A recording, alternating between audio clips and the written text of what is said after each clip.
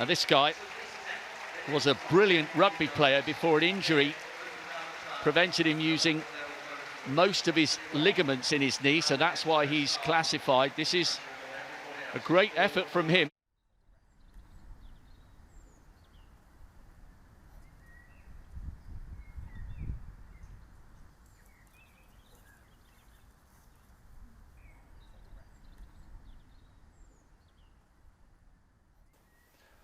I'm Harrison Walsh and I throw the discus.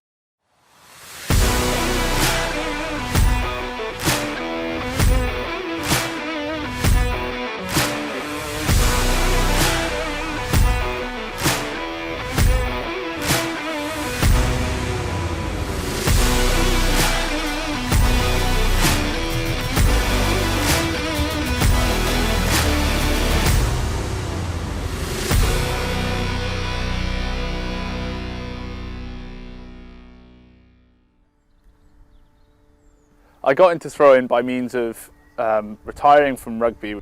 I was lucky enough that it was my career at the time, and you know, as a young Welsh guy, that was really significant, and it was something that I'd always wanted to do. His father and I were never, having not come from this area, rugby was never something that we knew about really, and we used to watch them play and people come up and say, oh gosh, Harrison's really playing well. And then he got into the Ospreys and into the academy, and he played, you know, he's Welsh capped.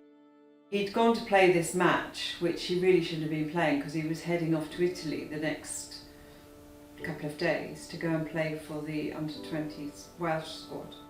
And I had a phone call from his mate, John Fox, who he played with.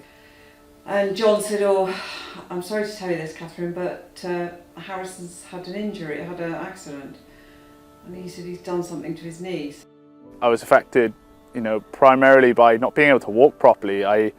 I'm paralysed from the knee down. I don't have much feeling nor movement in the foot. And growing up, being the big, ugly rugby player that I am, I kind of, you tie identity to it, and you're walking around with a limp, and it feels very, very different. And you know, you're used to going out and playing on the pitch and being this superhuman, but at that moment you're not, and that's really, really tough to kind of gauge and get used to.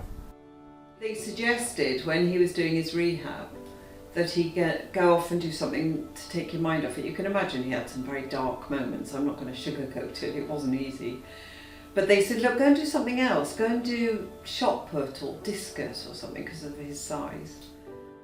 He had this phone call from Welsh Athletics saying, we'd like to speak to you, we'd like you to come and look at doing this as a sport. And I just remember the tears from us all, but him to think that he had value in another sport maybe was just amazing for him. I'm so lucky to have had a second chance that not many people have ever had. You know, I've gone from one sport to another, and I'm so grateful for that. And that means that I wake up every single day absolutely loving what I do. I can't wait to go and train. I can't wait to go and make mistakes and learn and be present and problem solve, and then that will make me a better athlete, because of that.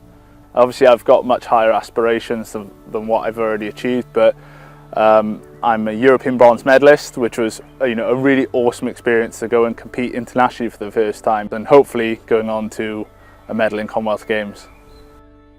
I was lucky enough to be selected for the Tokyo Paralympic Games, and yeah, that was awesome. The excitement, and we weren't actually counting on getting selected. That was just the cherry on top of the season. We had a brilliant season, but when we got that phone call, it was awesome. But unfortunately, I actually got injured in Tokyo, and in a cruel kind of rounding of the circle.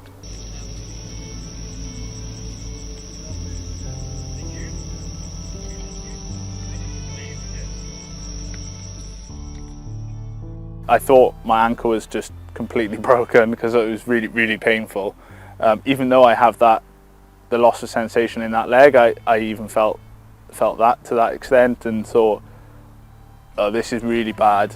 I'm left kind of in a similar place to how I felt after my rugby career. You feel like you've let people down, and that your family are going to be watching, and they're not going to be able to, and you've got to tell them. That's almost the worst part about it. Like, I can deal with my own pain or my own emotion, but the emotion of others is much harder to go and tell them, look, I'm sorry, this has happened again, was probably the worst thing for me. I hadn't dealt with the emotions that I had experienced before, and this kind of brought them all back to the forefront, really. I think I've always had a passion for the kind of mental side of sport. I think being in sport, you quickly realise that everyone is physically on the same kind of level as everyone else. What really separates them is that mental aspect to it. The most important factor for me is to stay present. I've always loved sketching and art, and this is what I did to really switch off in Tokyo, and it's something I really want to take forward is sketching my time there. So this is the view from my room, and I've got lots of different lovely memories that I actually have from just sketching and being there. And I was posting my stuff on social media just to show my time while I was in Tokyo and etc. And then kind of got back, and people were quite interested in it. And that led me to go to a gallery exhibition in London for the first time, and that was just an awesome experience. I never thought that I would be exhibiting art in, the middle of Oxford Circus, so that was awesome. It won't be easy to push those setbacks and all those things that have happened to me previously, but if you can reframe that as these are all lessons I've learned. Now, these are all things that I can now deal with when they come, because they will come again. This is sport. It will happen again. Obviously, I hope it doesn't, but I'm prepared for when it does. When I walk out in Commonwealth Games, I'm going into that competition knowing that I can deal with all these things. Like, these things aren't going to be an issue for me. I am ready to compete.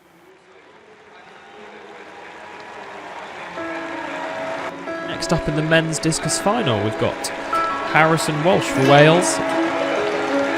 He's just shy of the medals at the moment. He's going to want to put a big marker down.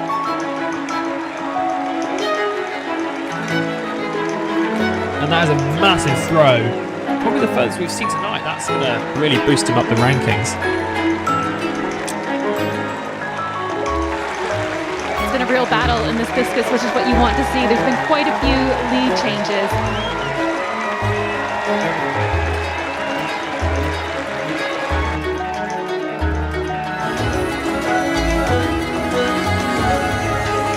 It's over. Gold and bronze for Alan Davis and Harrison Walsh.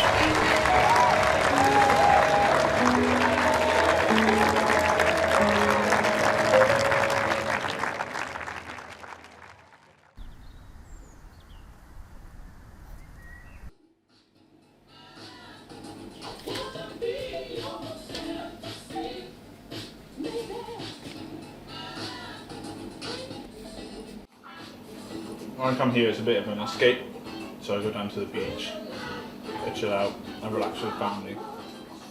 But there's a couple of churches, but it's like the really big one, and then you've got the whole bay, and it's quite secluded and private because it's blocked off by all the trees. So we often have a couple of friends up here and just chill out.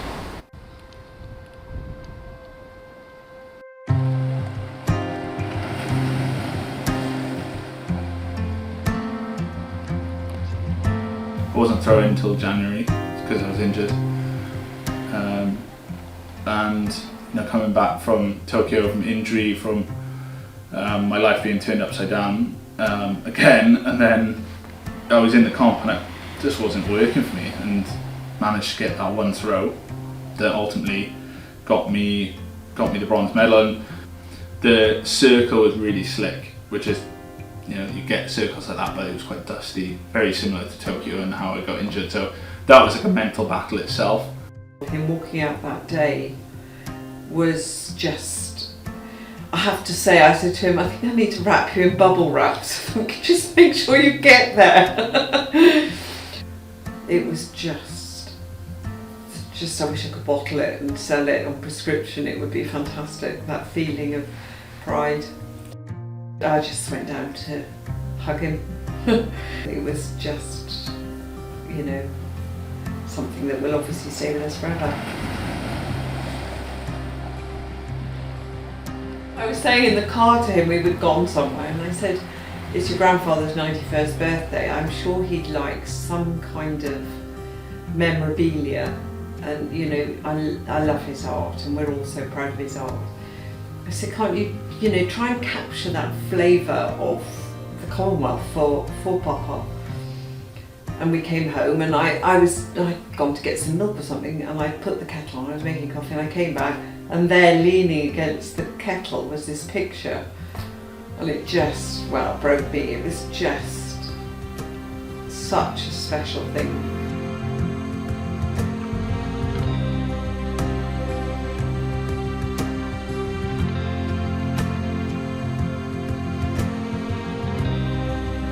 You know, it was very emotional doing it because it encapsulates a moment that I'll always remember. But I remember hugging my mum at the end of probably one of the hardest conversations I've ever had with my family and the nerve specialist, and when we basically decided to retire from rugby.